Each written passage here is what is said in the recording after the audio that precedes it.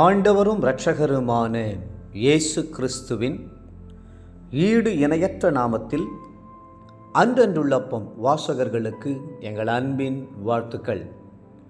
2024 ஆண்டு மே மாதம் 14ஆம் தேதி செவ்வாய்க்கிழமைக்குரிய தின தியானம். இன்றைய தலைப்பு புல் பூண்டு.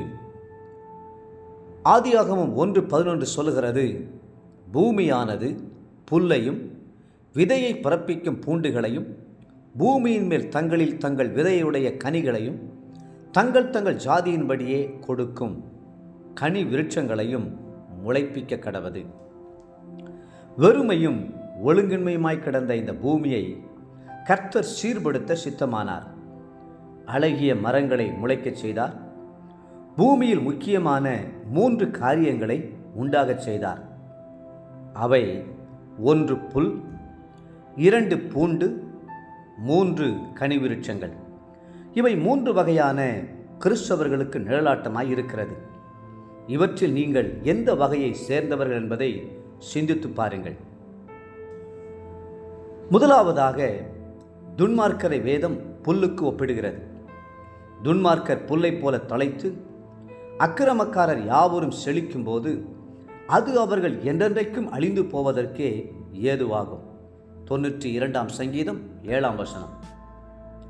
இரண்டாவதாக, பொல்லாதவர்களை வேதம் பூண்டுக்கு ஒப்பிடுகிறது.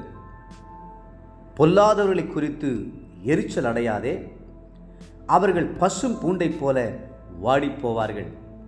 37ஆம் சங்கீதம் 1ஆம் வசனம். மூன்றாவதாக, நீதிமான்களை கர்த்தர் தனிதரும் விருட்சத்திற்கு ஒப்பிட்டு பேசுகிறார். அவன் நீர்க்கால்களின் ஓரமாய் நடப்பட்டு தன் காலத்தில் தன் கனியை தந்து இலையுதிராதிருக்கிற மரத்தைப் போல் இருப்பான். அவன் செய்வதெல்லாம் வாய்க்கும். 1ஆம் சங்கீதம் 3ஆம் வசனம். தேவப்பிள்ளைகளே, நீங்கள் நல்ல கனிதரும் விருட்சமாய் விளங்குகிறீர்களா? யோசேப்பின் வாழ்க்கையை நோக்கி பாருங்கள். அவருடைய வாழ்க்கையிலே எத்தனையோ பாடுகள், எத்தனையோ உபத்திரவங்கள், நிந்தைகளையும் அவமானங்களையும் அவர் சகிக்க வேண்டியதிருந்தது. ஆனாலும் அவருடைய வாழ்க்கை கனியுள்ள ஒரு வாழ்க்கையாகவே இருந்தது. வேதம் சொல்லுகிறது, ஆதியாகமம் 49:22, யோசேப்பு கனிதரும் செடி, அவன் நீர் ஊற்றண்டையிலுள்ள கனிதரும் செடி, அதன் கொடிகள் சுவரின் மேல் படரும். கர்த்தர் உங்களுடைய வாழ்க்கையிலே கனியை எதிர்பார்க்கிறார். அவருக்கு நல்ல கனிகளை கொடுக்க வேண்டும் என்றும் அந்த கனிகள் மிகுதியாய் இருக்க வேண்டும் என்றும் விரும்புகிறார். நீங்கள் போய் கனி கொடுக்கும்படிக்கும் உங்கள் கனி நிலைத்திருக்கும்படிக்கும் நான் உங்களை ஏற்படுத்தினேன் என்று இயேசு கிறிஸ்து சொல்கிறார். யோவான் 15:16. அநேகருடைய வாழ்க்கையிலே வெறும் இலைகள்தான் காணப்படுகின்றன. அவை பாரம்பரிய இலைகளாகவும் சடங்காச்சார இலைகளாகவும் பெயர் கிறிஸ்தவ இலைகளாகவும் பகட்டான இலைகளாகவும் இருந்து வருகின்றன. கர்த்தர் இத்தகைய இலைகளை உங்களிடம் ஒரு நாளும் எதிர்பார்த்ததில்லை. இவற்றையெல்லாம் அவர் வெறுக்கவே செய்கிறார். அவர் உங்களிடமிருந்து ஆவிக்குரிய கனிகளையே எதிர்பார்க்கிறார். கனி கொடுக்காத ஒவ்வொரு மரமும் நிலத்தை கெடுத்து கொண்டிருக்கிறது. அதற்கு இறைத்த தண்ணீரும் இட்ட உரமும் நிலத்தை உழும் மண்வெட்டியும் கொத்தியும் பட்ட பாடுகள் அனைத்தும் வீண். கனியற்ற ஜீவியம் ஒரு தனி மனிதனை மட்டுமல்ல, அவனோடுள்ள மற்றவர்களையும் கெடுக்கும்.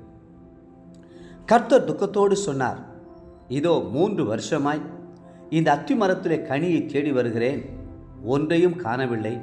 இதை வெட்டி போடு, இது நிலத்தையும் ஏன் கெடுக்கிறது? லூக்கா 13:7. தேவப்பிள்ளைகளே, கர்த்தருக்கென்று கனி கொடுக்க தீர்மானிப்பீர்களா? இன்றைய நினைவிற்கு எபேசியர் 5:9. ஆவியின் கனி சகல நற்குணத்திலும் நீதியிலும் உண்மையிலும் விளங்கும்.